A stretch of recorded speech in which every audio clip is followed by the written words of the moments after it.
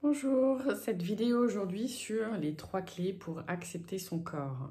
Je m'appelle Eliade Wettstein, j'accompagne les personnes qui ont la maladie de la boulimie, de l'anorexie, de l'hyperphagie à dire merci et au revoir à cette maladie. Je voulais vous parler aujourd'hui de cet aspect que les gens ne connaissent pas forcément mais que vous vivez plein fouet. C'est cet aspect, cette dysmorphophobie, je crois qu'on appelle ça. En fait, c'est le fait que vous voyez grosse alors que vous ne l'êtes pas. Alors là, je vais parler surtout effectivement aux personnes qui se font vomir ou aux anorexiques, mais le fait, en fait, de, mine de rien, de ne pas aimer son enveloppe corporelle, de ne pas apprécier et en plus d'avoir un regard déformant dessus. Moi, je fais 1,70 m, je faisais 50 kilos quand j'étais jeune jusqu'à avoir mes enfants. Après, j'ai pris un peu plus. Et sincèrement, je me voyais grosse. Et sincèrement, même encore aujourd'hui, alors j'ai pris un peu de poids après les grossesses et puis pendant le Covid aussi. Donc là, je dois faire 58 kilos pour 1,70 m. Donc je suis forcément j'ai plus de poids, enfin plus de chair, plus de peau, de graisse que quand j'étais plus jeune. Mais mon regard est toujours le même, je me vois grosse. Sauf que maintenant, j'ai compris que c'était pas la réalité en fait. Ou c'est pas d'après mes critères qui sont le corps d'une jeune fille avant l'adolescence. Ce critère-là en fait de beauté est complètement dépassé, enfin est complètement archaïque. D'ailleurs, les mannequins, en fait, certains mannequins, réels mannequins professionnels que j'ai pu voir, quand on les voit non maquillés, etc., ça fait vraiment pas envie. Donc, pour moi, c'est très clair en fait qu'il y a une différence entre le mannequinat par exemple et moi, d'accord? Par contre, j'ai pas de balance parce que ça m'intéresse pas en fait d'avoir mon poids tous les jours, mais de savoir en fait, c'est juste quand je me vois en fait, quand je me vois, même si je trouve que je suis jolie maintenant, enfin voilà, je me conviens, il reste une partie de moi qui me trouve grosse et qui a du mal avec mon ventre, par exemple, ou mes fesses qui ont pris un peu. Mais en fait, j'ai le même mal maintenant qu'il y a même 10 ans, alors que j'avais 5 kilos de moins, et puis qu'il y a 20 ans, quand j'en avais 8 de moins. Donc, je comprends intellectuellement qu'il y a une différence entre la réalité et ce que je pense, ou ce que mon mental me fait penser. N'empêche que c'est encore là. Mais maintenant, je ne tombe plus dedans et je ne suis pas impactée par ça à longueur de temps. Ce qui m'a fait basculer en fait et accepter mon corps, c'est qu'à un moment donné, j'ai compris que de toute façon, j'allais pas en changer de corps. Et tu vas pas en changer non plus. Donc en fait, c'est vraiment toi qui es dans ce corps. Et mine de rien, ton âme a choisi ce corps. Donc tu peux pas faire autrement à part de mourir. Et je te le souhaite pas. Mais à part de mourir et du coup de repartir je ne sais pas où selon tes croyances et te réincarner dans un autre corps que tu sais même pas s'il va être mieux ou moins bien, donc tu sais ce que tu quittes mais tu sais pas ce que tu vas avoir, tu es sur Terre avec ce corps-là. Donc à un moment donné, c'est juste l'accepter. Que tu l'acceptes par dépit ou que tu l'acceptes par choix, concrètement, je suis pas sûre que ça fasse une différence. C'est juste qu'à un moment donné, tu lâches en fait euh, la résistance en fait à être dans ce corps-là et à accepter ce corps-là. Donc à un moment donné, que ce soit par dépit ou par réel choix, juste t'acceptes le corps que tu as. Et ça, c'est le premier point, c'est tu décides d'accepter. Même si tu t'aimes pas. Même si tu t'aimes pas. C'est comme quand tu y vas, même avec tes peurs. Donc là, tu décides de t'accepter comme tu es, même si tu t'aimes pas. Le fait de s'apprécier, de s'aimer, de s'honorer, tout ce qu'on peut entendre là sur les réseaux sociaux, ça sera après, ça va venir après, au fur et à mesure. Et déjà, il y a besoin d'être dans ton corps. Il y a des techniques aussi pour pouvoir accepter, mine de rien, de revenir dans son corps. C'est tout ce qui est recouvrement d'âme. Parce que généralement, quand vous êtes comme ça, dissocié en fait de votre corps ou dissocié de vos ressentis aussi, hein, puisque vous n'acceptez pas votre corps, vous n'acceptez pas les ressentis, vous n'acceptez pas forcément la nourriture, vous n'acceptez pas l'amour des gens, enfin, il y a plein de choses qui vont avec, hein.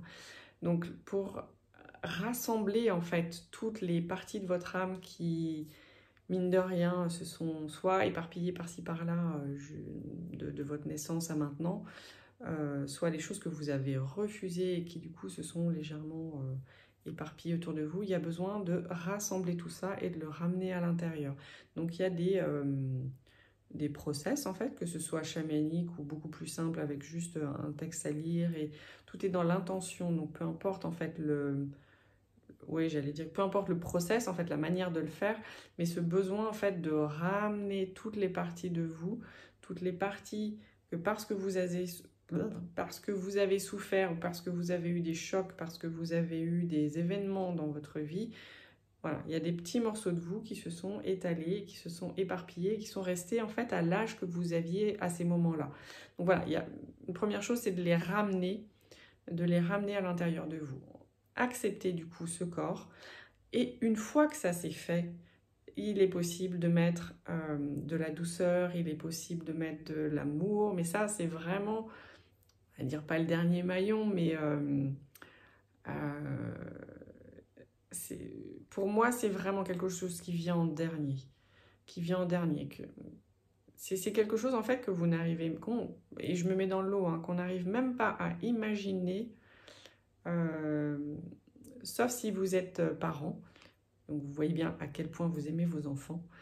Et bien vous devriez vous aimer à ce point-là. Et honnêtement, dites-moi si vous vous aimez à ce point-là. Surtout si vous avez déjà vécu des crises d'adolescence avec vos enfants, est-ce que vous vous aimez, peu importe quoi que vous fassiez, quoi que vous disiez, quoi que vous pensiez, etc., comme vous aimez vos enfants, quoi qu'ils fassent, quoi qu'ils disent, même si des fois ils vous énervent, hein, d'accord, vous pouvez vous énerver vous-même aussi, mais vous aimez, peu importe comment vous êtes, qui vous êtes, ce que vous faites, etc.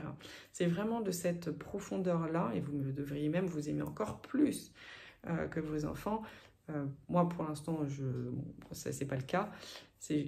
J'en suis à comprendre en fait à quel point je peux m'aimer dans toute la personnalité en fait que je suis. C'est-à-dire, je me prends en ce moment à aimer, par exemple, à dire à mon cuir chevelu que je l'aime. J'ai tellement détesté mes cheveux pendant des années. À pas accepter qu'ils soient comme ça, comme ça. Il y a toujours un idéal en fait que j'aurais aimé avoir, que je sais même pas lequel en fait, hein, mais autre chose. Donc je me suis pris la semaine dernière à dire à mon cuir chevelu que vraiment, il faisait du bon boulot et que je le remerciais. Mais ça, mais même pas en rêve, il y a même 5 ans. Enfin.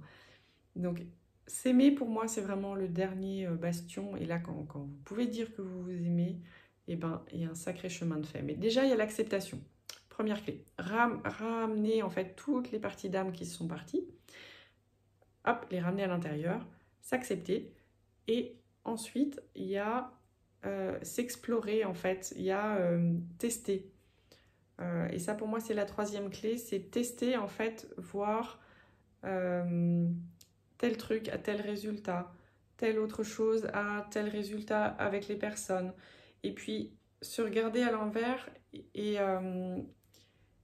voir en fait que quoi que vous fassiez, enfin, les personnes peuvent vous faire les pires crasses en fait, il y a quand même quelqu'un qui les aime.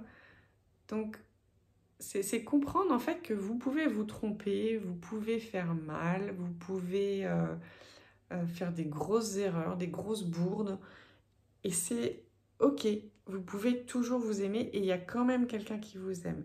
Et ça pour moi c'est possible seulement quand vous avez rapatrié toutes les parties de vous et que vous avez accepté qui vous êtes. De faire tous ces tests-là, si vous le faites avant, ça n'aura pas d'impact parce que vous n'allez pas le retenir. C'est comme si il n'y a rien qui reste, il n'y a rien qui s'engramme, en fait, il n'y a rien qui... ça ne vous fait pas une ligne de conduite. Comment expliquer ça? Moi, quand j'étais plus jeune, par exemple, j'avais des amis, ils savaient exactement comment leur mère allait réagir, ce que leur père allait dire à telle action qu'ils allaient faire. en fait, il savait, donc en fait, il pouvait se projeter et se dire, oui, bon, bah là, là, ils vont pas être contents, ou là, ils vont me dire ça, etc.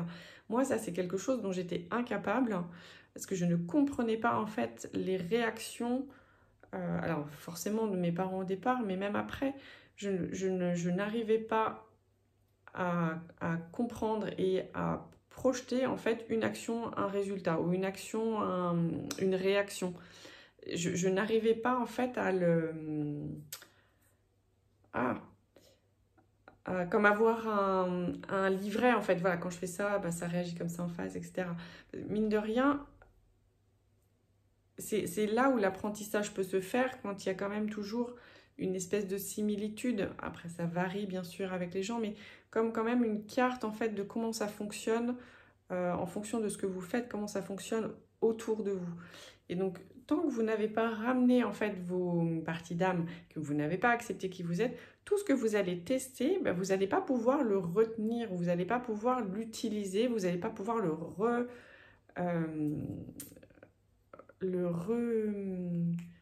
refaire en fait pour tester, voir si ça a les mêmes résultats. Enfin, il y a quelque chose qui ne s'engramme pas en fait à l'intérieur.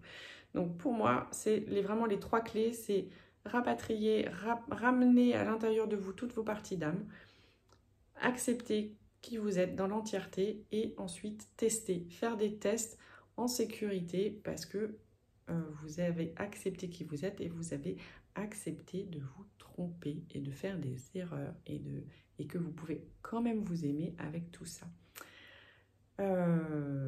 Si tu veux en savoir plus ou si tu veux un rendez-vous avec moi, tu cliques sur le lien Calendly.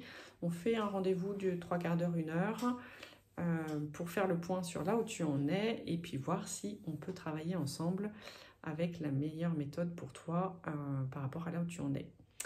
Je te dis à très bientôt pour une prochaine vidéo.